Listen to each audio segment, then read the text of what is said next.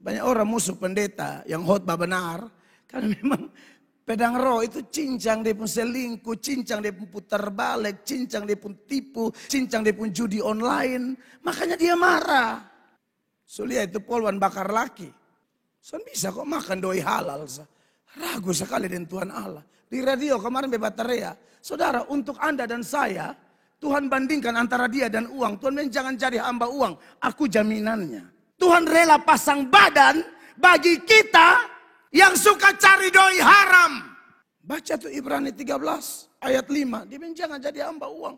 Aku tidak akan tinggalkan kamu. Kok takutnya minta ampun sampai tipu sana, putar balik sini. Nota fiktif di sana, judi online. Aduh, jahat sekali. Baca ini ayat. Janganlah kamu menjadi hamba uang dan cukupkanlah dirimu dengan apa yang ada padamu. Karena Allah telah berfirman, aku sekali-kali tidak akan membiarkan engkau dan aku sekali-kali tidak akan meninggalkan engkau. Kok takut sekali. Tuhan pasang badan hanya urusan uang. Aku sekali-kali tidak akan tinggalkan kamu. Kok kau bisa jadi hamba uang?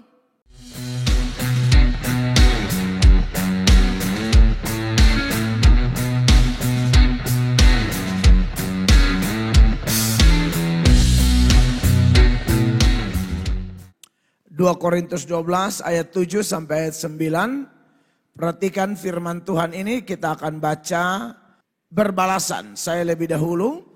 Nanti ayat 9 kita sama-sama. Dan supaya aku jangan meninggikan diri karena penyataan-penyataan yang luar biasa itu. Maka aku diberi suatu duri di dalam dagingku. Yaitu seorang utusan iblis untuk menggocok aku.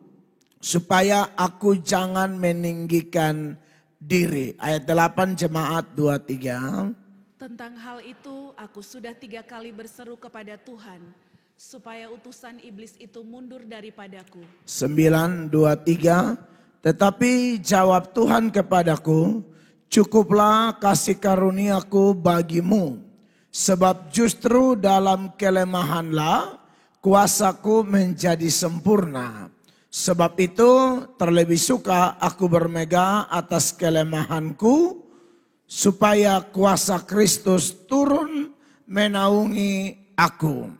Bapak Ibu jemaat yang dikasihi oleh Tuhan Yesus Kristus. Kita pada hari ini tidak akan membahas tema yang kemarin. Tema yang kemarin 6 minggu kita sudah belajar dan cukup.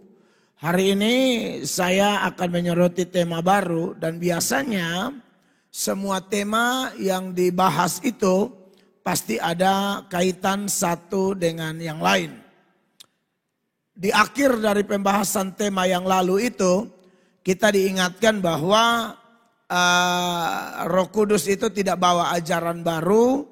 Dan ajaran yang Roh Kudus bawa tidak mungkin bertentangan dengan kitab suci atau ajaran Kristus. Nah, ada satu hal yang menurut saya penting untuk kita belajar terus menerus sebagai orang percaya. Di bawah nats ini saya mengangkat tema yaitu Tuhan dimuliakan lewat sakit penyakit jasmani. Ulang. Tuhan dimuliakan lewat sakit penyakit jasmani. Memang ini agak lain memang. Karena yang populer adalah banyak pendeta, bahkan pendeta-pendeta terkenal yang ajarannya, seruannya, khotbahnya cukup mempengaruhi banyak orang Kristen. Sehingga orang Kristen tertentu menganggap Tuhan itu akan dimuliakan kalau kita sehat-sehat saja. Tuhan itu akan dimuliakan kalau bisnis kita lancar-lancar saja, meraup keuntungan yang banyak. Tuhan itu akan mulia kalau selalu ada kesaksian-kesaksian indah secara lahiriah, saudara-saudara. Dan itu terjadi di mana-mana. Jadi kalau sakit sedikit mulai curiga macam-macam. Jangan sampai Tuhan jengkel saya, Tuhan benci saya. Ya, atau orang-orang yang sudah dicekoki dengan doktrin seperti itu. Melihat orang lain ada masalah. Cepat sekali dia menghakimi orang. Cepat sekali dia menjudge orang. Dan menganggap, oh ini orang pasti paling kotor, paling berdosa, kurang berdoa, ya, kurang rohani, dan lain sebagainya. Makanya tema ini perlu saya angkat bagi kita pada saat ini bahwa Tuhan dimuliakan lewat sakit penyakit jasmani. Ternyata lewat sakit pun Tuhan bisa dimuliakan. Ini perlu diajarkan di jemaat. Karena saya lihat aduh dari waktu ke waktu banyak pengajaran yang ngeri-ngeri sedap. Nah saudara perhatikan bahwa sepanjang pembacaan kita ini ya ayat 7, 8 dan 9 dari 2 Korintus 12. Ada istilah Paulus bilang ada duri dalam dagingku. Mayoritas penafsir menyepakati atau menafsirkan bahwa yang dimaksudkan dengan duri dalam daging ini adalah sakit penyakit jasmani. Jadi Paulus itu punya sakit tertentu. Dan dia berdoa, Tuhan menjawab. Tapi jawaban Tuhan adalah, di dalam ayat 9 tadi, jelas bahwa, tetapi jawab Tuhan kepadaku, cukuplah kasih karuniaku bagimu. Dia sebenarnya minta sembuh. Ya. Dia minta kalau bisa ada mujizat. Tuhan jawab cukup. Tidak. Saudara perlu belajar ya. Tuhan tuh selalu menjawab doa. Jadi ada lagu yang bilang. Tak selalu Tuhan menjawab. Itu lagu kurang tepat. Tidak tepat. Tuhan selalu menjawab. Hanya jawabannya tuh iya. Tidak atau tunggu. Nah ini kadang-kadang memang kalau kita belajar Alkitab baik-baik kita bisa filter segala sesuatu. Termasuk lagu-lagu rohani.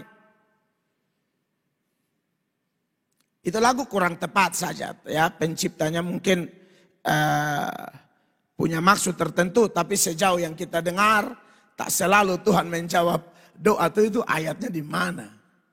Tuhan tuh selalu menjawab. Khusus buat anak Tuhan. Hanya jawabannya itu kadang-kadang kayak begini nih. Oh tidak, saya tidak mau sembuhkan. Itu jawaban. Jawabannya tidak. Cukup. Kalau memang duri dalam daging adalah sakit jasmani, Paulus sakit apa? Ada banyak penafsiran, tapi kalau saya sendiri berkaitan dengan pengalaman Paulus, ketika dia di awal pertobatan di Kisah Para Rasul 9, itu kan perjumpaan dengan Yesus bikin dia buta 3 hari. Kemudian Tuhan utus Ananias doa dan dia bisa melihat. Tapi kelihatannya masih ada efek di matanya. Dan itu kelihatan menjijikan sekali. Dan pasti atas seizin Tuhan. Dan Paulus sudah akui sepanjang 3 ayat pembuka yang kita baca ini. Paulus paham benar kenapa Allah izinkan tidak sembuh. Bisa melihat tapi tidak sembuh total. Supaya Paulus jangan sombong. Jadi kalau ini adalah sakit penyakit, maka sakit penyakit itu dikasih oleh Allah kepada diri seorang rasul hebat. Ini bukan jemaat yang Senin Kamis baca Alkitab atau sebentar bertobat sebentar foe. Ini rasul hebat. Saya omong begitu supaya kalau saudara yang asal-asalan dan Tuhan pikir kali bagi kalau mau protes Tuhan. Yang ini nih rasul mulai dari bertobat sampai mati menderita terus. Dari bertobat buta, dari bertobat buta mati kepala putus. Ini mematakan doktrin-doktrin bodoh yang menipu banyak orang Kristen dari waktu ke waktu. Yang khotbah bukan omong firman, motivasi orang. Sama kayak motivator dunia. Beda motivator dengan preacher. Motivator itu sentuh emosi, preacher itu sentuh roh.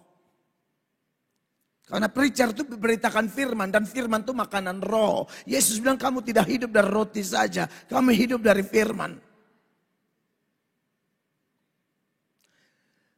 Rasul yang total ini, dari bertobat sampai mati, menderita.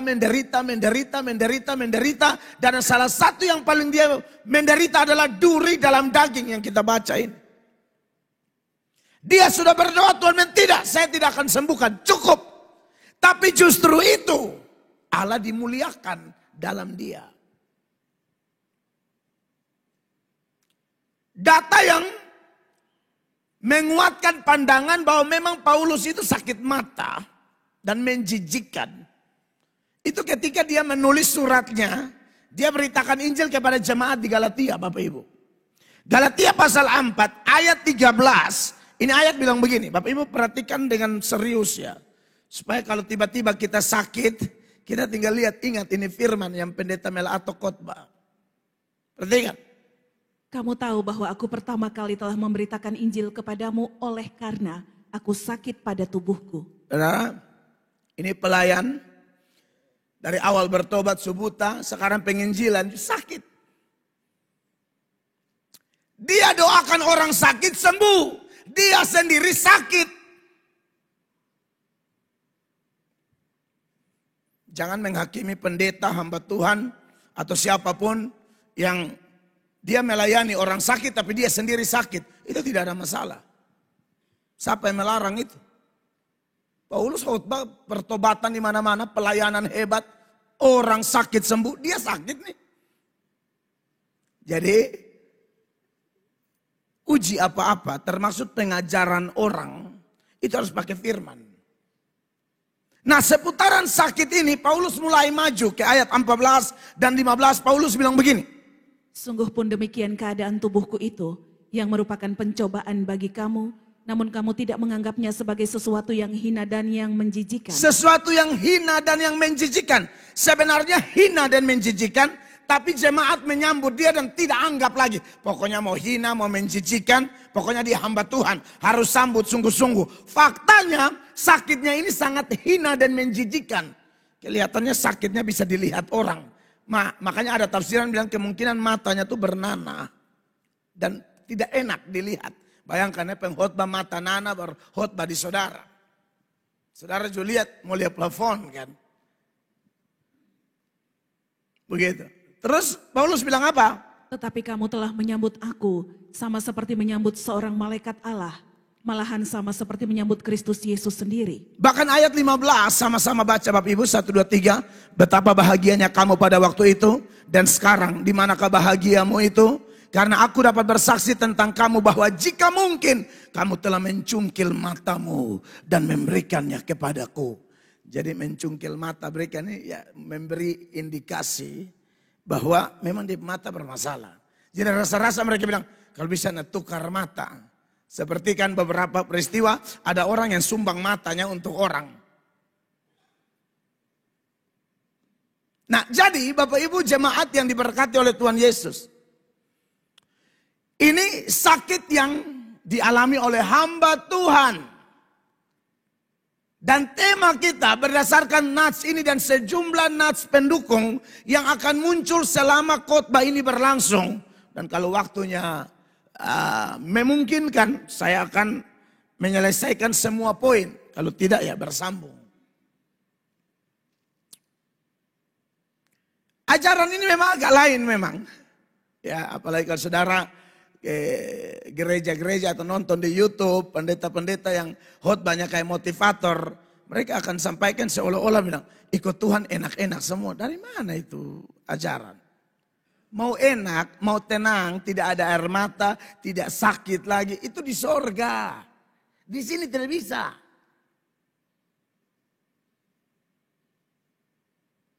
Tidak ada itu ajaran. Ajaran bodoh tipu orang. Istirahat itu kan di sorga. Indah nikmat tanpa sakit di sorga. Jadi perlu kita jujur beritakan Injil seperti ini. Sehingga orang jangan kaget.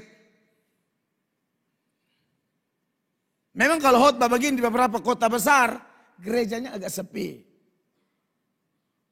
Karena orang akan cari pengkhotbah-pengkhotbah yang, aduh kita ini masalah sebanyak. Tolong kau kasih semangat dulu. Iya kasih semangat pakai apa? Pakai firman atau pakai tipu? Firman tidak omong, kita ajar begitu. Seorang pendeta yang sangat terkenal, Maurice Cerullo. Ya. Maurice Cerullo itu pernah memberikan komentar begini. Ya. Dia tunjukkan komentar Maurice Cerullo. Saya harap saya sudah kirim dan sudah disiapkan. Pada MC ada. Dalam bukunya Jangan Batasi Allah Bila Ingin Bahagia Sejahtera, halaman 33 dan 34. Maurice Cerullo ini sudah meninggal mungkin 2020 ya. Maurice Cerullo bilang begini, baiklah saya nyatakan kepada Anda sekarang juga bahwa bukanlah kehendak Allah agar Anda menderita sakit. Allah tidak menghendaki manusia itu menderita. Bukanlah kehendak Allah Anda harus menderita lapar atau dilanda kemiskinan. Memang kalau tidak dijelaskan, firman tidak dikotbahkan dengan benar, justru statement kayak begini paling bikin gereja rame. Allah tidak mau Anda sakit. Pokoknya berkat, berkat, berkat, berkat, berkat. Oh, itu gereja paling rame itu. Cerullo menambahkan bahwa kehendak Tuhan ialah mencurahkan berkat-Nya atas diri Anda dan memenuhi segala kebutuhan Anda. Tuhan menghendaki agar Anda dapat hidup sehat, berbahagia, dan serba berkecukupan. Wah, ini paling laku. Dan memang orang minat sekali. Dan kalau belajar Alkitab, ini kategori khotbah enak. Atau mungkin lebih berat lagi dongeng. Orang-orang seperti Maurice Cerullo ini, termasuk Benny Hinn. Benny Hinn pernah berkata, orang Kristen tidak boleh sakit. Tahu-tahu Benny Hinn masuk rumah sakit hampir mati. Di khotbah dia bilang orang Kristen tidak boleh sakit. Dia sakit bukan sampai hampir mati, mati suri. Paulus secara jelas mengatakan bahwa Allah yang menaruh duri itu di dalam dagingnya. Minta sembuh Allah tidak mau. Cukup. Jangan kau pikir sembuh baru aku dimuliakan. Kau tetap sakit tidak sembuh sampai mati pun Allah bisa dimuliakan.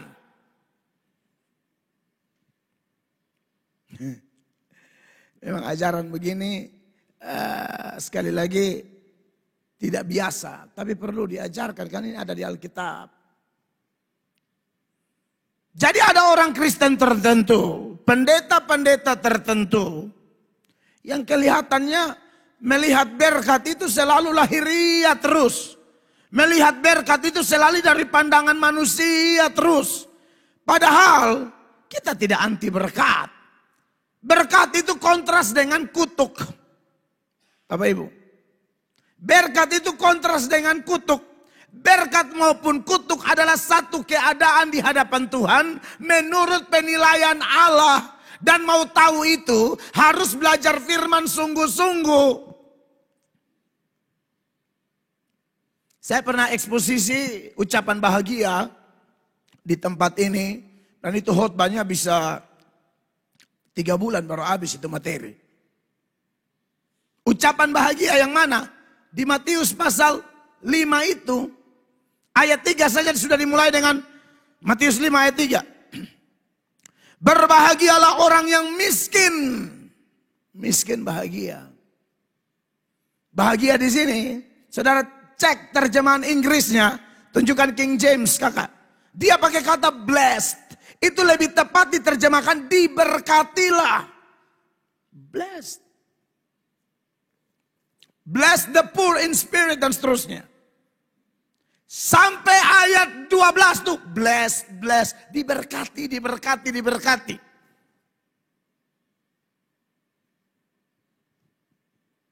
Lalu kembali ke teks bahasa Indonesia.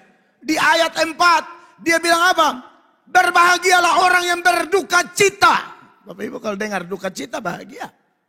Makanya belajar Alkitab. Duka cita kok bahagia. Kata Yunaninya dia pakai kata penteo. Itu lebih tepat diterjemahkan berkabung.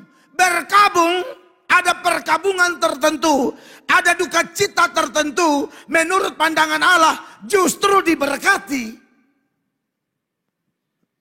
Pendeta-pendeta kayak Maurice Cerullo, kayak Benny Hinn, dan sejenisnya kalau tidak bertobat, mereka akan menganggap berkat itu kalau hati senang terus.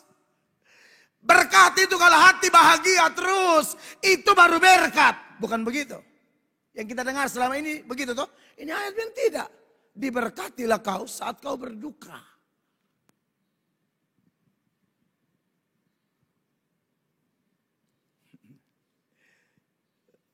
Jadi jangan pikir ya sudah terima Yesus, nanti semua baik-baik, fisik enak terus, pasti hati tenang terus. Dari data-data ini saja sudah kuat untuk meruntuhkan pandangan-pandangan teologi kemakmuran yang sudah bertahun-tahun menyesatkan banyak orang Kristen. Nah, orang yang sudah disesatkan dengan pandangan seperti itu, dengar khotbah begini, aduh dia tidak akan mau datang gereja lagi. Tapi saya tidak apa-apa, saya mesti khotbah, saya tidak penting itu. Kan khotbah ini penyaringan.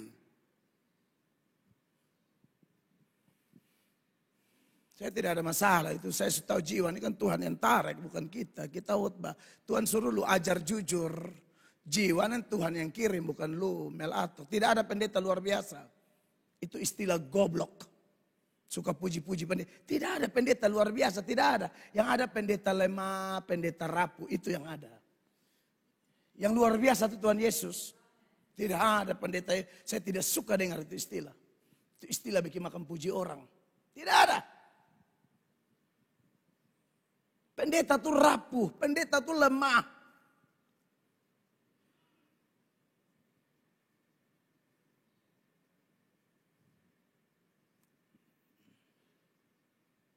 Ini bukan kasih patah semangat orang. Oh, ajar orang jujur bergantung pada Tuhan. Justru waktu Anda bergantung kepada Tuhan, disitulah Anda lihat kehebatan Tuhan. Anda mau lihat kehebatan Tuhan atau mau lihat kehebatan diri? Lihat kehebatan diri. Yakobus bilang kamu tuh uap. Sebentar kelihatan lalu lenyap. Elia bisa begitu semangat. Elia tahu saya mau bilang nabi-nabi yang atau pendeta kebeta begini. Elia dengan berkobar-kobar berkhotbah kasih kalah 450 nabi Baal. Elia. Isabel bilang besok kau punya nasib seperti nabi-nabi, saya kasih mati kau. Elia lari ketakutan dan dalam lari itu berdoa minta mati. Tidak ada nabi hebat, yang hebat itu Tuhan. Jadi tolong semua yang di gereja ini yang dengar, berhenti omong pendeta hebat. Kalau pendeta lain mau bilang dia hebat, dia urusan. Kalau saya tidak boleh. Tidak boleh bilang pendeta hebat, tidak boleh. Bikin makan puji pendeta. Saya tidak mau. Doakan saja supaya pendeta tetap kuat. Karena dia itu rapuh.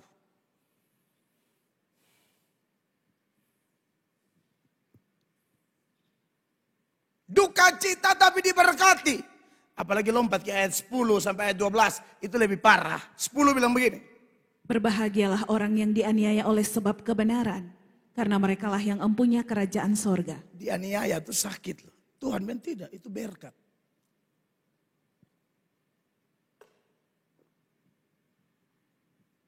Dianiaya itu sakit, apalagi aniaya konteks gereja mula-mula. Dibakar hidup-hidup, dirajam dengan batu sampai mati seperti Stefanus. Yakobus saudara Yohanes anak Zebedeus dipotong putus kepalanya oleh Herodes. Sama juga Yohanes Pembaptis dipotong putus kepalanya. Bahkan Yesus Tuhan kita disiksa begitu rupa sampai mati di salib. Tapi orang-orang itu diberkati.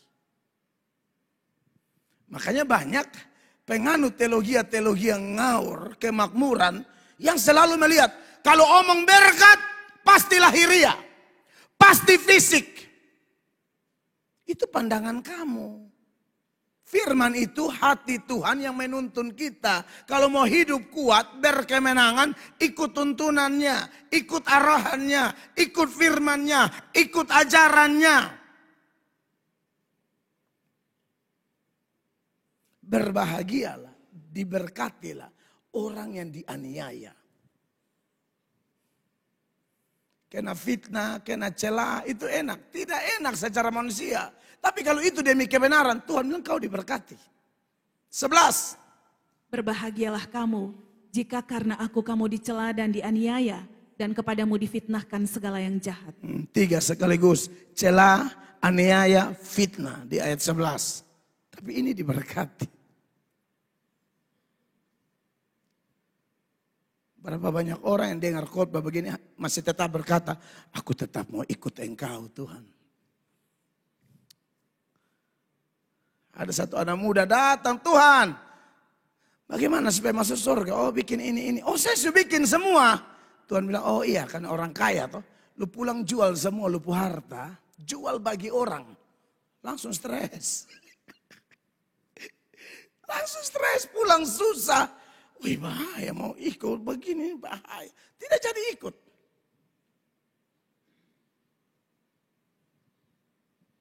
Kalau ini tidak ada di firman, ya saya tidak khotbah, tapi ini ada. Banyak pembicara sembunyi topik-topik begini, supaya gereja tetap penuh. Tapi gereja yang penuh itu orangnya rapuh semua. Saat kali goncangan, lari, bunuh diri, pindah agama, biasanya begitu.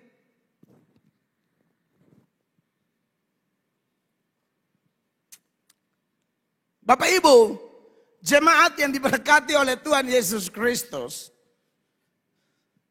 Khotbah yang penuh kuasa itu bukan masalah, itu orang bisa batarean sekeras apa. Poinnya sejelas apa, itu yang keras sebenarnya.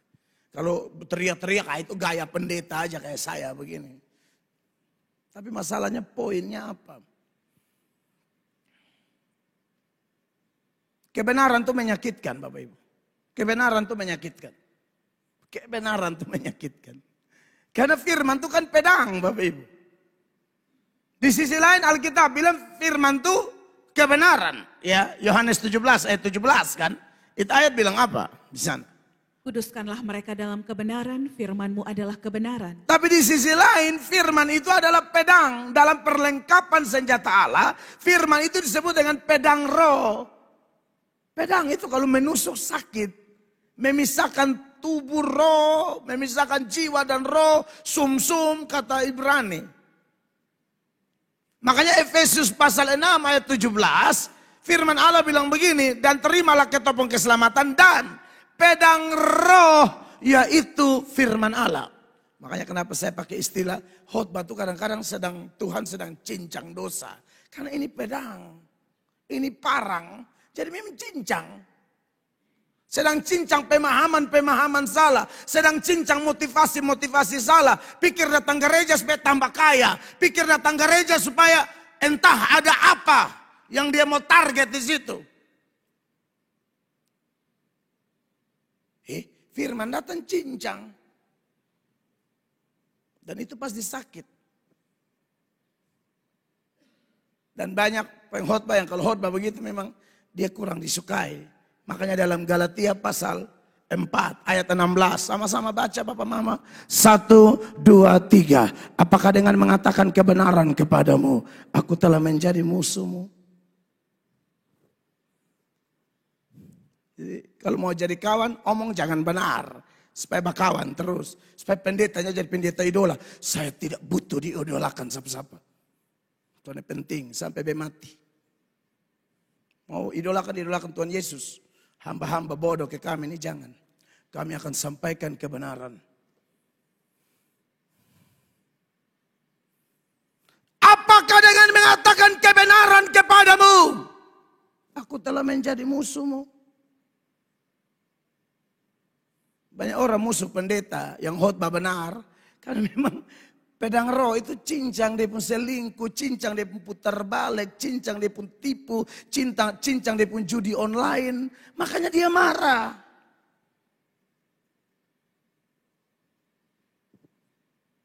Sulia itu polwan bakar laki.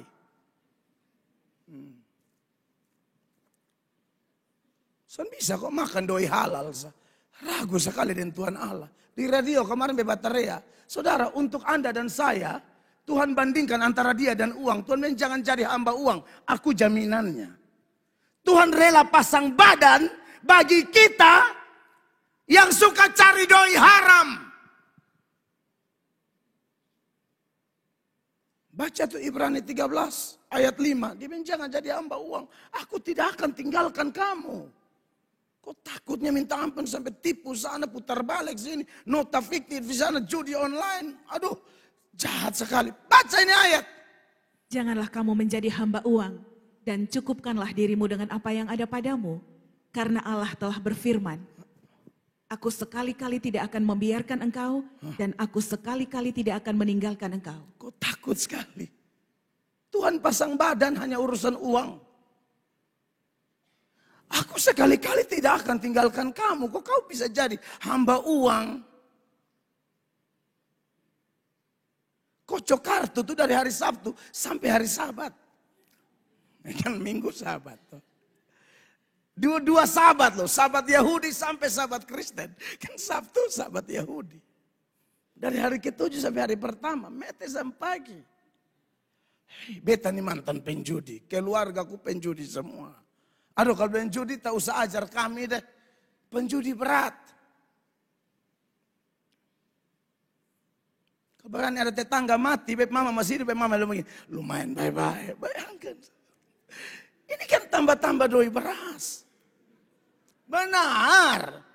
Tapi ternyata, beb belum pernah lihat ada orang kaya gara-gara judi. Sana ada. Judi penipu. Yang ada tambah susah, tambah stres. Mungkin dia jeb-jeb awal setan kasanang lu. Yang sisa tuh itu perangkap setan tuh. Dia injak lu sampai noe. Bikin malu. Utang pono. Kalau judi kan dosa melahirkan dosa. Judi asal melari mana? Tipu. Bohong. Pancuri. Satu paket tuh. Satu paket. Dosa itu doktrinnya adalah kalau tidak dibereskan sampai akar-akar. Dosa beranak cucu dosa. Dosa melahirkan dosa baru. Makanya mesti selesaikan sampai akar-akar.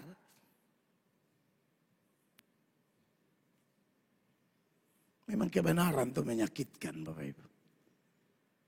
Tapi saya dipanggil Tuhan dari jalan raya dulu. Dari premanisme. Untuk omong itu.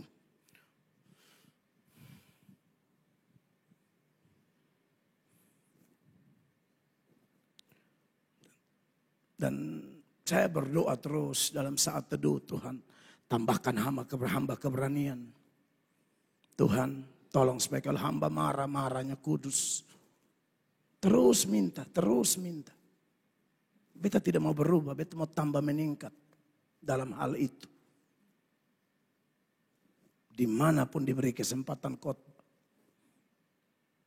Dunia ini tambah hari tambah jahat. Moral tambah bejat. Kasih kebanyakan orang kata Alkitab tambah dingin. Orientasi orang lahiria. Makanya melalui kebenaran-kebenaran seperti ini. Kita perlu untuk dikuatkan terus menerus. Nah saudara-saudara di bawah tema ini ya. Tuhan dimuliakan lewat sakit jasmani. Ada beberapa hal yang akan saya sampaikan. Yang saya catat di sini yang pertama. Yang mau saya seberangkan kepada jemaat terkasih adalah. Poin pertama memahami lebih dalam tema yang kita bahas. Saudara-saudara. Tuhan dimuliakan lewat sakit jasmani. Jadi yang saya bahas ini sakit jasmani. Mengapa sakit jasmani? Karena ada jenis sakit namanya sakit rohani. Seringkali kita juga kutip ayat-ayat tertentu dari kitab Nabi Yesaya. Oleh bilur-bilurnya kamu sembuh.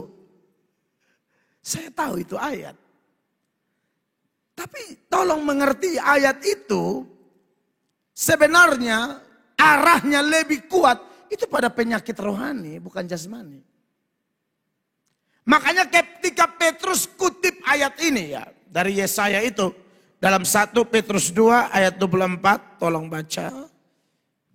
Ia sendiri telah memikul dosa kita di dalam tubuhnya di kayu salib.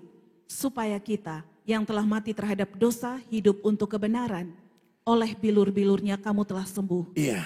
Oleh bilur-bilurnya kamu telah sembuh. Kadang-kadang orang berhenti di sini. Tidak melihat teksnya secara lengkap. Padahal dalam ilmu tafsir Alkitab, kita mesti lihat konteks. Satu ayat tidak berdiri sendiri, itu ada ayat sebelum atau ayat sesudah.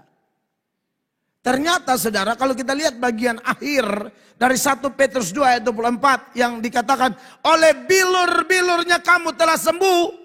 Setelah ini dia masuk ayat 25, dia bicara kesesatan, bukan bicara sakit penyakit jasmani. Jadi bilur-bilurnya itu menyembuhkan apa? Sakit rohani itu yang bernama sesat. 25 saya baca, sebab dahulu kamu sesat seperti domba. Tidak boleh out of context. Tidak boleh keluar dari konteks. Oleh bilur-bilurnya kamu menjadi sembuh. Saya tidak anti kesembuhan fisik ya. Tidak, bukan itu poinnya. Saya doa kasih orang masih sembuh kok. Tapi bukan itu. Saya hanya mau melengkapi jemaat. Sepanjang khotbah ini supaya Anda tahu ada hal-hal yang seringkali salah. Pandangan-pandangan dalam diri orang Kristen dalam gereja yang masih ngawur. Sehingga melemahkan banyak orang. Sehingga orang-orang yang terkena sakit jasmani dianggap paling tidak ada iman. Kata siapa? Saudara punya iman melawan Paulus? Siapa di Kupang sini pendeta siapa di NTT? Di Indonesia yang berani berdiri bilang, bepu iman lebih hebat dari Paulus.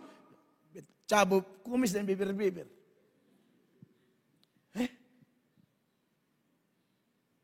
Berani sekali kalau bilang iman lebih hebat dari Paulus. Imanmu lebih hebat dari Stefanus. Imanmu lebih hebat dari Yohanes Pembaptis. Di saat-saat mereka butuh mujizat, mujizat tidak terjadi. Kapan Stefanus butuh mujizat? Sebenarnya waktu dia mau dilempar itu, saat itu paling dia butuh mujizat. Mujizat terjadi? Tidak. Batu semua hanya kena lari salah-salah. Tidak kena betul. Hancur. Kristen ini bukan agama angan-angan. Bukan agama hayalan. Ada ayat-ayat yang menjanjikan Allah meluputkan engkau. Tapi cara baca ayat tidak boleh tabrak ayat lain. Bisa, itu bisa. Tapi kalau dia izinkan bilang kena, kena. Kalau dia bilang tidak kena, tidak kena. Jadi kena atau tidak kena tergantung izinnya.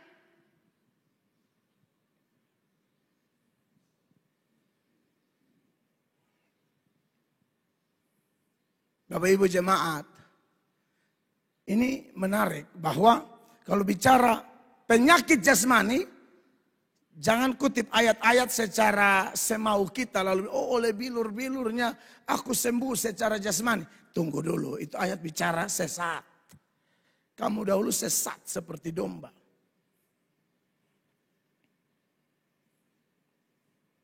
Albert Barnes mengatakan begini, saudara-saudara, komentar dari Albert. Dosa sering dibicarakan sebagai suatu penyakit. Dan penebusan darinya sebagai suatu pemulihan dari penyakit yang mematikan. Ya, itu dosa. Sering ada pandangan begini. Kalau orang Kristen sakit itu, bukannya memuliakan Allah, tapi bikin malu Tuhan. Sering tahu kita didoktrin sehingga ada anak-anak Kristen yang suka bilang begini. Malu dong, masa sakit punya Yesus sudah mati di Golgota. Oleh bilur-bilurnya kita sembuh. Masa aku sakit, sakit jasmani bikin malu katanya. Kalau sehat, nah itu memuliakan Allah. Ini pandangan lagi-lagi pandangan bikin bodoh orang.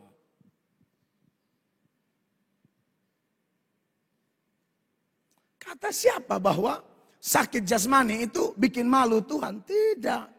Yang bikin malu Tuhan itu Bapak Ibu, kalau kita bikin dosa, penyakit rohani, itu yang bikin malu. Tidak ada yang namanya menderita ya, atau katakanlah ada orang-orang tertentu secara lahiriah, bukan sakit penyakit saja, kita akan tarik kemana-mana. Secara lahiriah mungkin dia orang kampung, tidak tamat SD. Oleh beberapa pandangan orang yang sudah kuliah tinggi-tinggi, anggap remeh dia, cuma anak SD, tidak tamat SD, putus sekolah, kampung, udik, kouk. Lalu anggap pikir ini tidak bisa dipakai untuk memuliakan Allah, ini kouk nih. Tunggu dulu.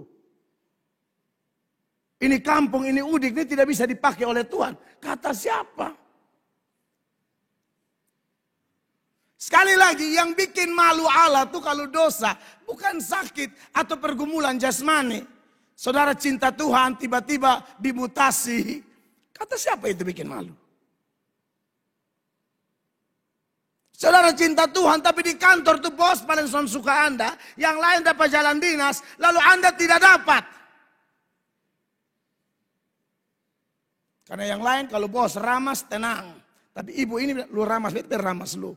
Maksudnya kalau ramas beta tak usah ramas balik. Maksudnya lu kalau ramas beta tampar. Nah, ibu begini bos kurang suka. Bos mau tuh yang kalau dia pegang di lengan diam-diam. Maaf nih ini mana begitu. Nonton itu ipar maut. Saya nonton ipar maut. Ipar maut kan? Ipar adalah maut. Hah? Ibu adik perempuan goda ibu laki. Dia kok ipar adalah maut. Nonton di itu bioskop memang. Itu film jadi sedih, jadi lucu karena ini orang Kupang semua cuci maki sepanjang. Aduh ini domba maki ini, aduh tahu Kupang mulu. Ha? Jadi film tuh nanti lucunya bukan filmnya penonton. Lu akan dapat cuci maki. Aduh, beta sembunyi, beta kudu lihat beta. Beta masukkan lampu sumat, beta jalan pala-pala. Kan beta tahu ini pas cuci maki karena dari pihak bioskop bilang bapak ini percaya sebab ini orang maki banyak nih bapak. Kan bikin sesak ini film.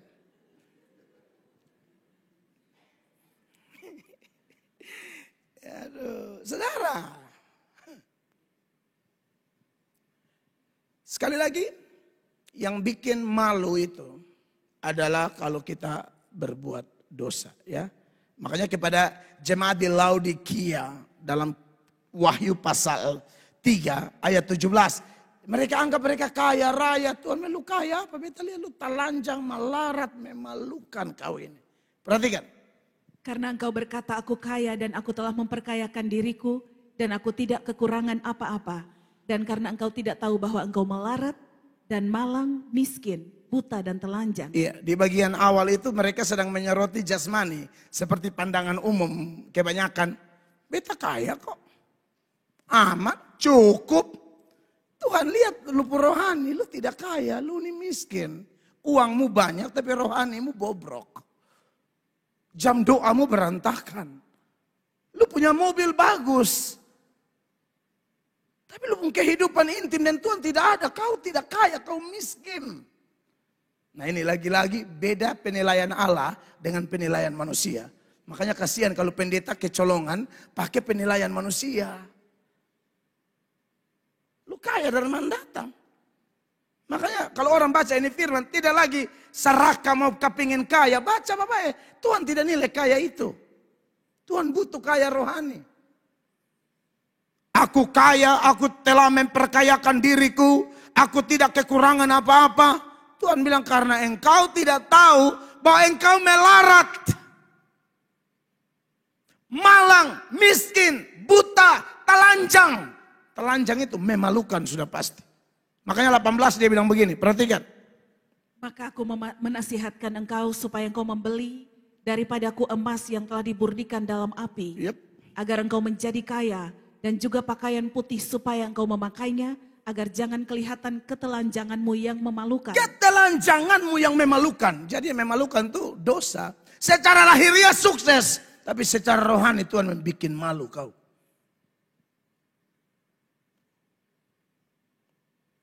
Jadi kita yang berpikir untuk diberkati secara materi tapi tidak berbaiki keintiman kita dengan Allah. Anda akan sangat bikin malu Tuhan. Tuhan itu Allah pencipta langit dan bumi. Semua kekayaan dia punya. Jadi tidak ada syarat kalau memuliakan Allah tunggu kaya. Justru banyak orang kaya bikin malu. Makanya kemarin di radio tuh beta bateria buat Anda yang baliho suta gantung tuh bertobat supaya jadi jam pancuri. Besok omong tambah nanti. Dia paling darah tinggi kalau dia akan bateria tambah. Kadang-kadang tergantung dengan Tuhan Allah. Di balik tulis Tuhan Allah naik iblis besar. Di radio itu kan son lihat orang, tuh lihat mic. Gas.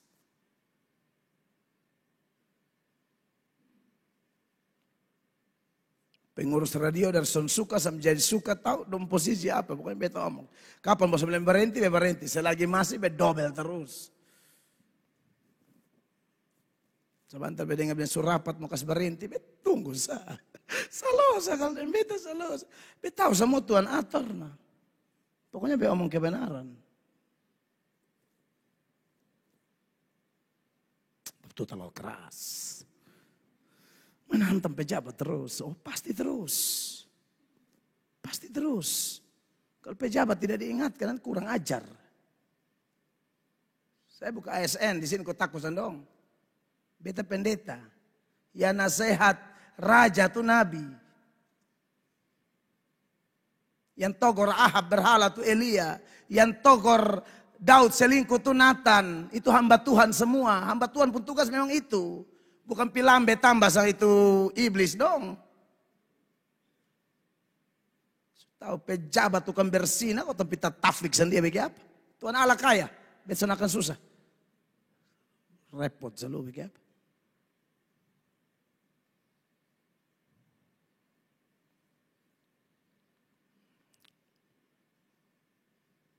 Ada yang surapat bila mau ke penjara, boleh masuk-masuk tahun sekarang. Rapat ulang lagi. Sementara rapat nih salah satu beb mata-mata di situ langsung kirim. Bapak ini suruh rapat, oh rapat terus. Lu kira bemorem, rapat. Kita akan melihat, hei iblis, lu bisa kasih jatuh hamba Tuhan. Lu soalnya hebat, itu memang Tuhan mau kasih jatuh. Atau Tuhan memang mau proses, kau tidak ada kuasa apa-apa. Pendeta son baca Alkitab, makanya kau son tahu. Dan tunggu beta. Pokoknya jangan undang tak salah, tegas. Bosong yang mau kasih penjara, beta akan cuci iblis, setan, bosong. Semua beta akan ngomong.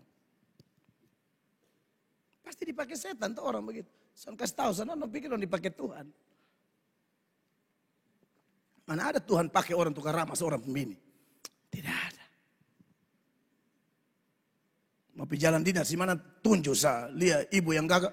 Lu ikut beta ya. Ibu bilang, otomatis. Kan dia main tunya. Lu. Itu mana naik pesawat.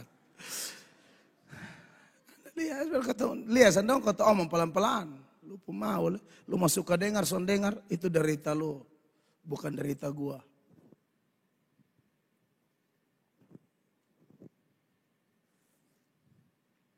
Seorang pendeta terkenal dari Jakarta mau undang saya. Sebelum undang dia dengar khotbah lalu dia bilang, tapi kayak khotbah kayak bro ini agak repot ya. Khotbah kayak bro ini kayaknya, waduh agak sulit ya Jakarta ya. Sebenarnya sudah tergantung bro saya. Kalau bro mau undang saya pergi, kalau tidak ya saya di Kupang kok khotbah di Molo juga enak. Iya toh benak.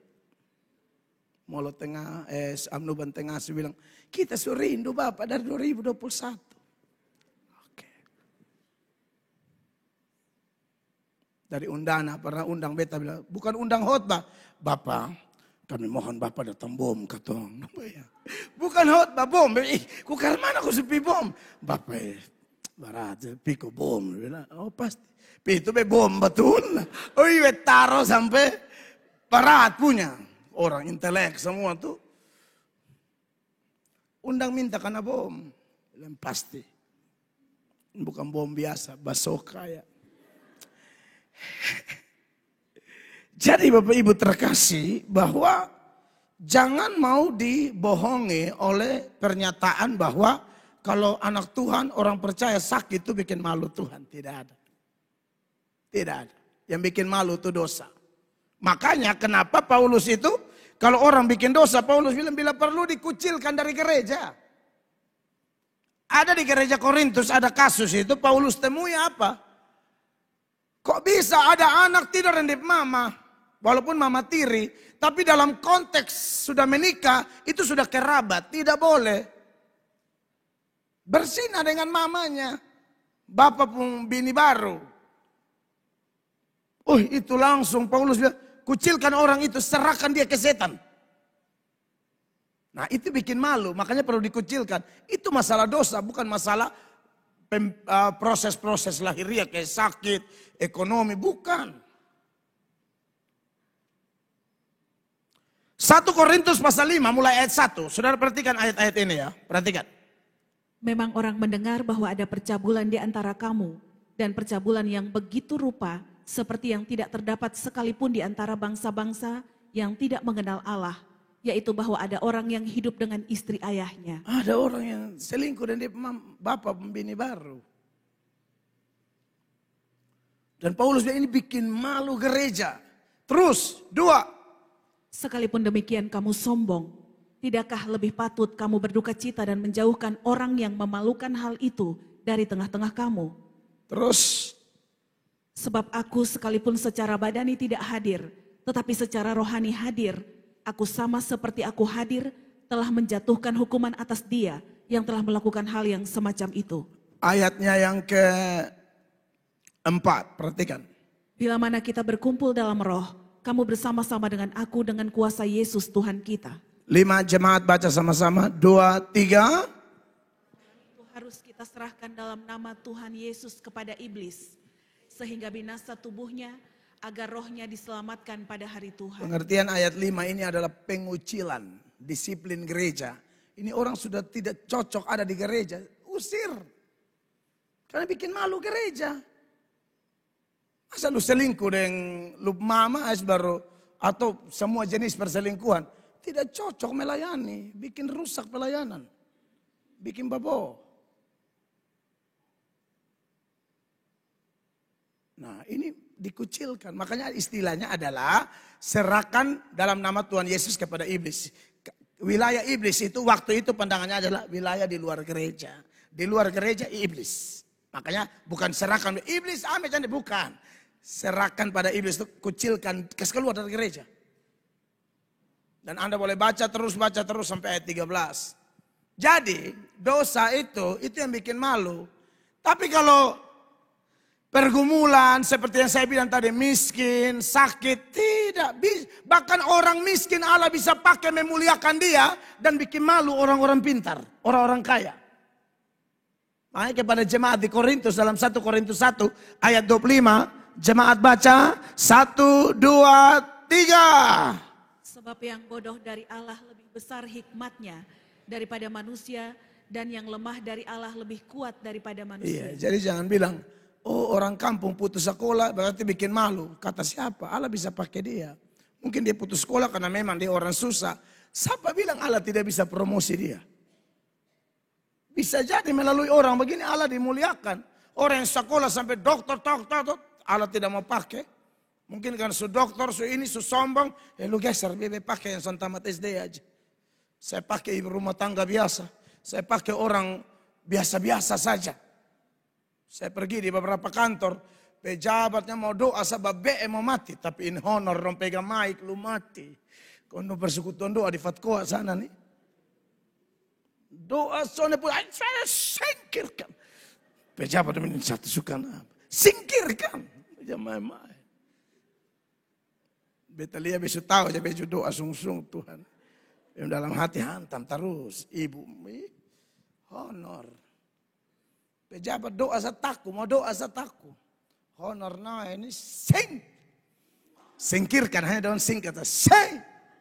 Kalau hancurkan biasanya hancur. Itu kalau besu dengar lu mati. Doli beta makin taruh terus.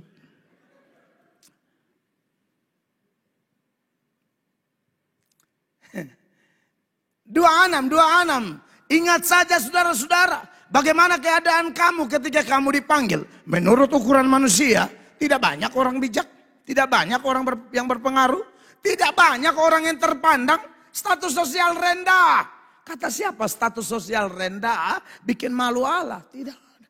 Allah angkat memuliakan dia. Bahkan Allah kasih malu itu sombong-sombong dong.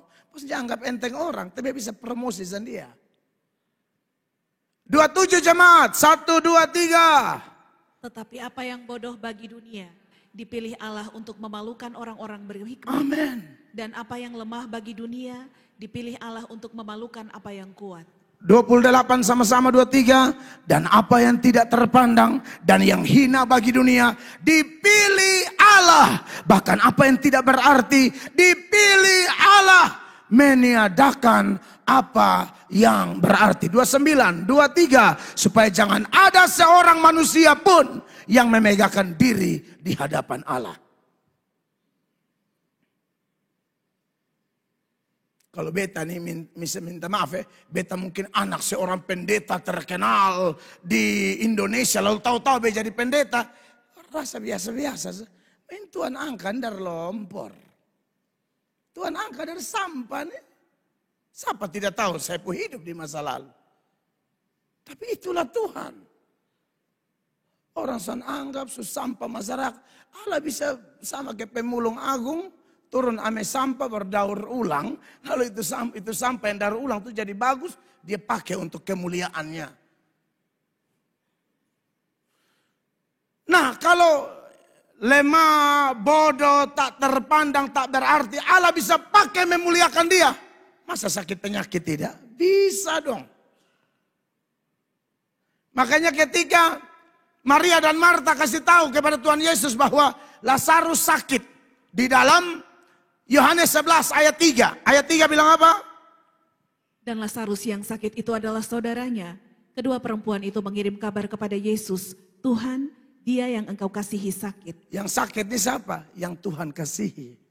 Ya saudara jangan pikir semua nyanyi lagu. Aku mengasihi, kasih Yesus begitu besar. Kasihmu lalu Anda tidak bisa sakit. Kata siapa itu, ajaran dari mana? Dia yang engkau kasihi sakit. Tuhan begitu mencintai Anda, tapi dia bisa izinkan sakit. Karena dia mau memuliakan namanya melalui sakit itu.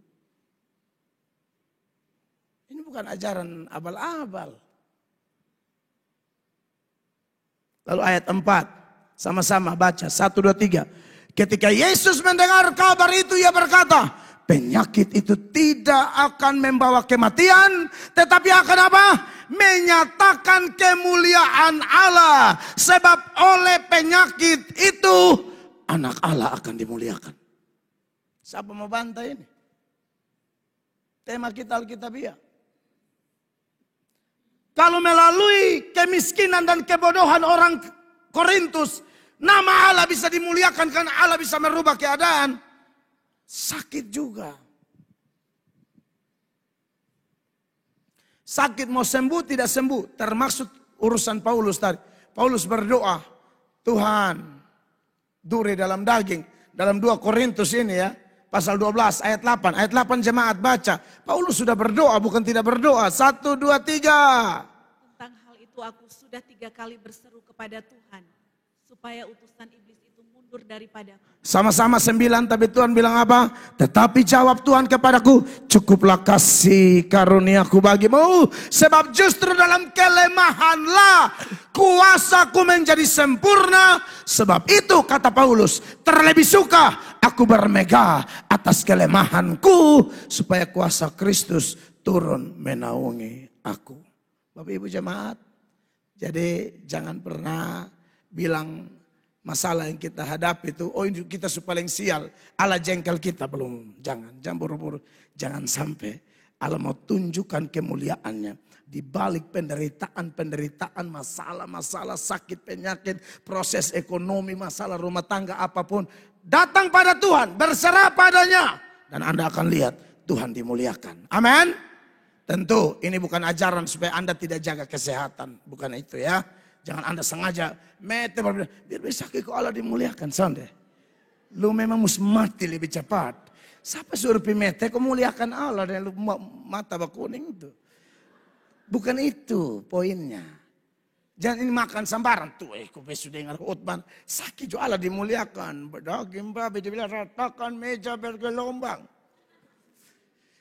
Tidak begitu, tetap jaga kesehatan. Kalau bisa jalan 1 hari 6.000 langkah, itu baik. Ini memang benar.